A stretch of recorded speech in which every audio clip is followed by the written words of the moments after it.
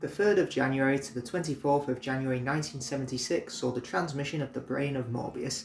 After a brief break over Christmas, Season 13 resumed broadcast for 10 more weeks. Part 4 saw the highest viewing figures of the story with 10.2 million, and Part 2 with the lowest figures of 9.3 million. One of Doctor Who producer Philip Hinchcliffe's interests when it came to science fiction was robotics. Intrigued by the works of Isaac Asimov, Hinchcliffe wanted to do a story which explored the relationship between man and machine, a different angle than had been attempted in the Season 12 debut Robot. That adventure's author, former series script editor Terrance Dicks, had gone on to write a Doctor Who stage play called The Seven Keys to Doomsday for the Christmas 1974 season, starring Trevor Martin in the title role, and had subsequently penned a rejected storyline for the programme entitled The Haunting.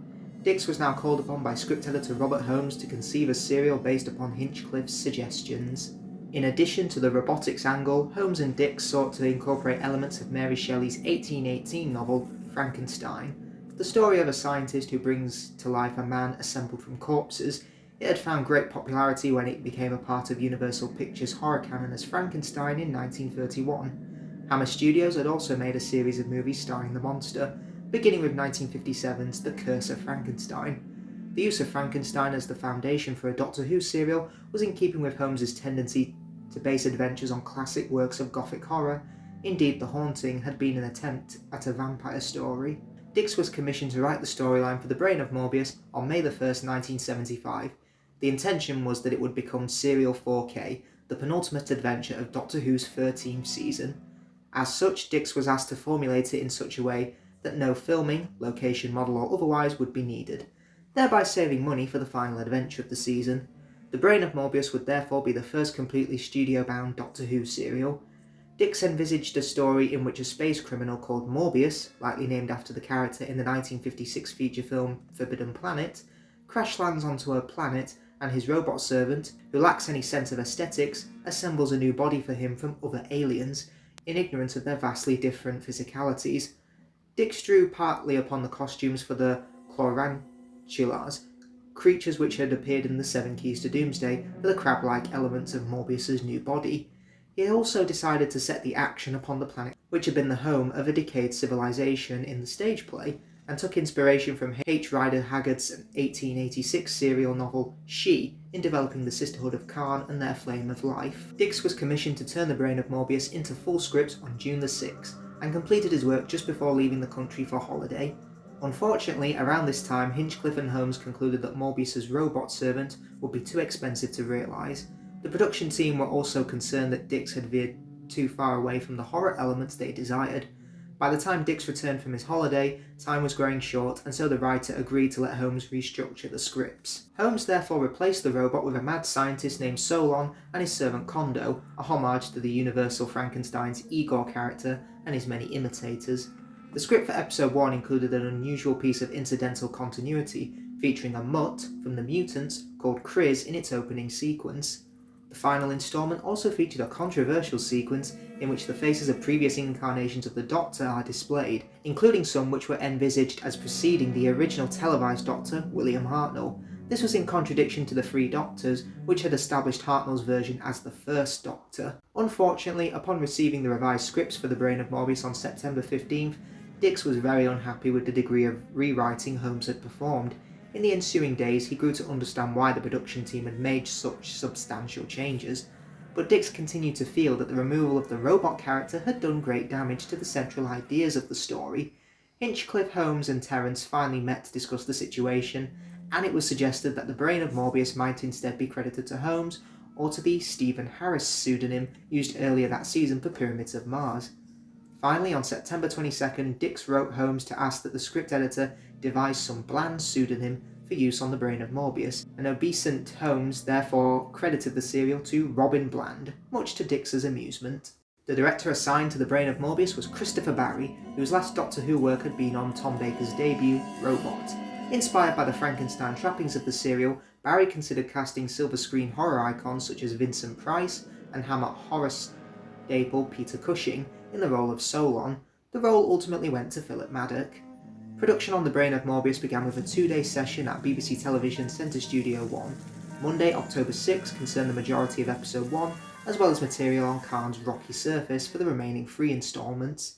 Tuesday the 7th saw the rest of the episode recorded, picking up from Sarah spilling her wine, in addition to the initial laboratory scene and the majority of parts. A fortnight later, the second recording block took place in TC3 on October 20th and 21st.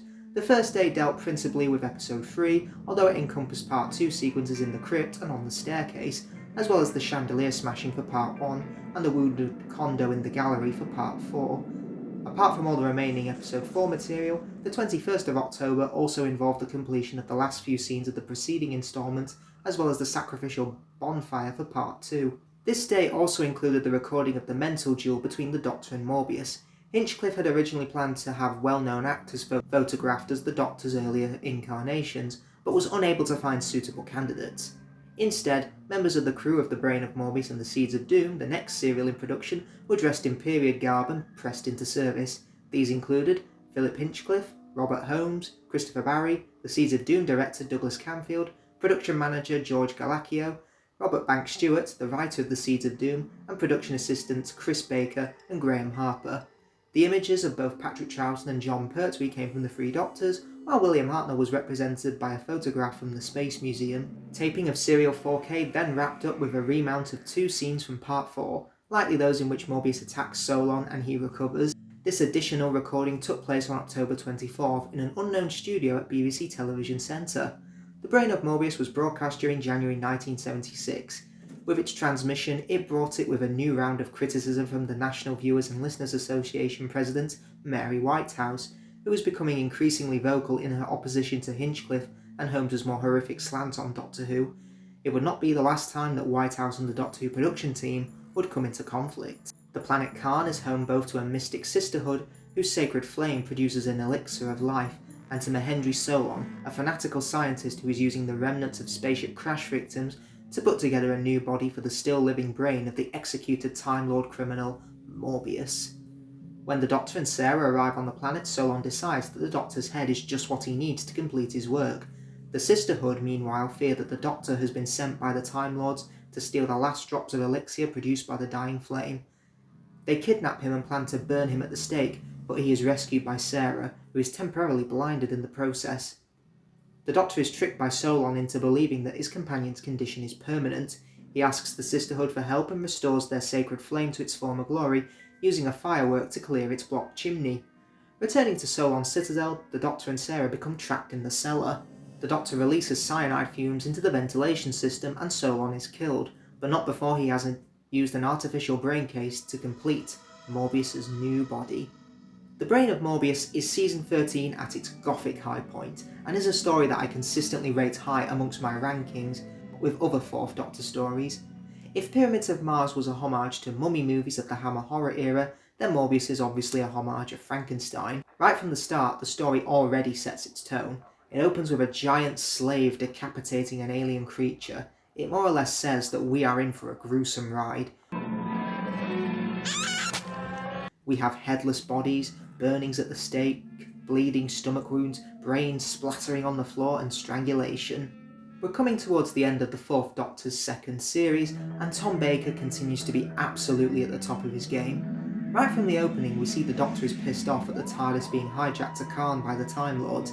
It's interesting to see how much of an annoyance they are to him after being free from his exile. The Doctor now wants to just travel on his own terms. His scathing opinion of the Time Lords is fantastic. No longer godlike beings that the Doctor is terrified of like in the War Games, but more political animals that use the Doctor to do their dirty work. Heck, they don't even tell him what he has to do. We have a more serious and brooding Doctor, who is put through many hardships over the course of the serial. The Doctor is drugged by Solon, kidnapped by the Sisterhood, nearly burnt at the stake, knocked out by Morbius, and worst of all, gets caught in a storm. Can you spare a glass of water? His scenes with the Sisterhood are also great. It's another case of science versus religion. However, that's not to say that the 4th Doctor doesn't show off his comedic chops as well. Hello, Sarah. Nice to be seen again. Superb, Head. Well, I'm glad you like it. I have had several. His criticism of the Sisterhood singing despite nearly being burnt at the stake. Take no notice, Solomon. I'm delighted to see us. That music was terrible. Enough! And then there's this. 5 minutes, Solomon. You've got 5 minutes. I've spent my life You spent your whole life resurrecting evil. Now either you disconnect the brain, or I'll do it my way. On paper, that sounds like it would be a funny scene, and Tom does sell it, but with a more brooding Doctor here, you can tell he is deadly serious. This Doctor isn't messing around. He'll give Solon one chance, or they do it his way, by force.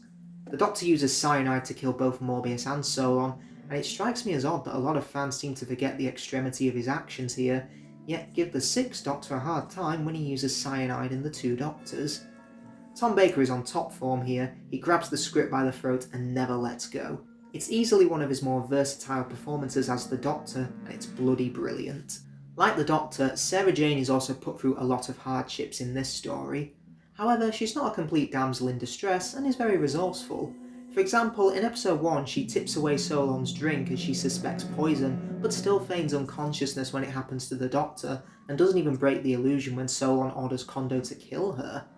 Another small moment I do like is when she follows Solon and Kondo in episode 2 and they nearly hear her, and she quickly takes out the rock from under her shoe so they don't spot her. Though her biggest moment of course is when she turns blind by the Sisterhood and Elizabeth Sladen absolutely knocks it out of the park.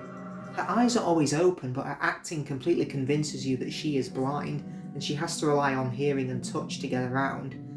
I like how in episode 3, while she can't see Morbius's brain, she overhears Solon talking to him and say his name and decides to lock him in the laboratory, as it will inevitably delay his plans. I love Sarah's initial reaction to being blind. She's devastated, but also tries to make light of the situation by thinking she could be a flower seller. It's funny, but also tragic at the same time, without the two tones clashing with one another. While it's a shame that she's knocked down a flight of stairs and rendered unconscious for real this time during the first half of part 4, it's definitely made up for when she and the Doctor are trapped in the laboratory. These scenes are just pure magic, and they have such great chemistry together. First of all, I was blinded. Then I was attacked by a great claw thing, looked like it was made from butcher's leftovers. And then I was knocked down a flight of stairs. I should have stayed with him. Sonic screwdriver. It's in a TARDIS. Oh, yeah. Or plastic. I don't know. Anyway, you can actually see that brain inside it, like a goldfish bowl. Can you read his thoughts? No. Sarah feels like a real person who is struggling with an insane situation. The audience is completely in her shoes here, and the fact that she comes through it all in this story relatively intact is more or less a miracle. The supporting cast are relatively small, but still leave a substantial impact on the story. Philip Maddock plays Surgeon Mahendri Solon. Philip had previously appeared as Broccoli in Daleks Invasion Earth 2150 AD, Eliek in The Crotons, and the Warlord in The War Games. He's no stranger to playing villains in Doctor Who, and yeah, he's equally as great here. In fact, this might be his best performance out of all of his appearances on Doctor Who. There's two sides to Solon's character. On the one hand, you have the charming surgeon who may be a little eccentric, but gladly offers food and drink to the Doctor so as not to arouse suspicion. But on the other hand, you've got the dedicated mad scientist who has been driven insane by years of isolation and his inability to let go from his work. Similar to the Doctor, Solon won't give up until he has done what he thinks is right. Solon made his entire work from nothing and built up his experiments and palace from ruin, yet this is what ends up killing him. He finishes creating Morbius's new body for him, but he dies anyway. While I think his death scene is a little lackluster, it is very bittersweet. He dedicated his whole life trying to prolong Morbius's life, but as soon as he accomplishes that, he's killed for it. Sometimes in Doctor Who you get villains that eventually see the error of their ways and reform, but Solon doesn't, because this is all he has in life. Like the actual Dr. Frankenstein, he's mocked and ridiculed by people around him, but he remains dedicated to his work, sacrificing everything for it, but is punished for playing God and abusing mortality. Colin Fay plays Kondo, Solon's Igor-like assistant. On the surface, he looks like a mindless brute whose only purpose is to obey Solon and kill when he needs to. Their relationship is fantastic, which is brought to life with the excellent dialogue.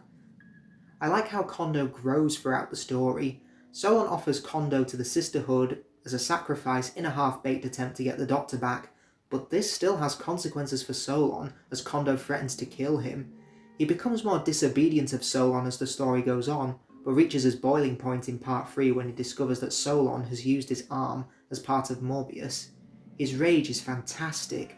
The way Solon shoots at him repeatedly is like the behaviour of an animal, becoming more of a mindless brute than Kondo. The way he looks at his bleeding wound is really upsetting. I really do like his feelings for Sarah Jane and finding her pretty. While the dialogue here may not be specifically special, I think it's the delivery by Colin Fay that really sells it here. Like girl. Oh, he's such a romantic. Oh, you think you're a bundle of laughs, don't you? Pretty? All right, that'll do. She doesn't like it. Now get out. I like how he gathers his strength when he hears Sarah is in danger and tries to fight Morbius, but he fails.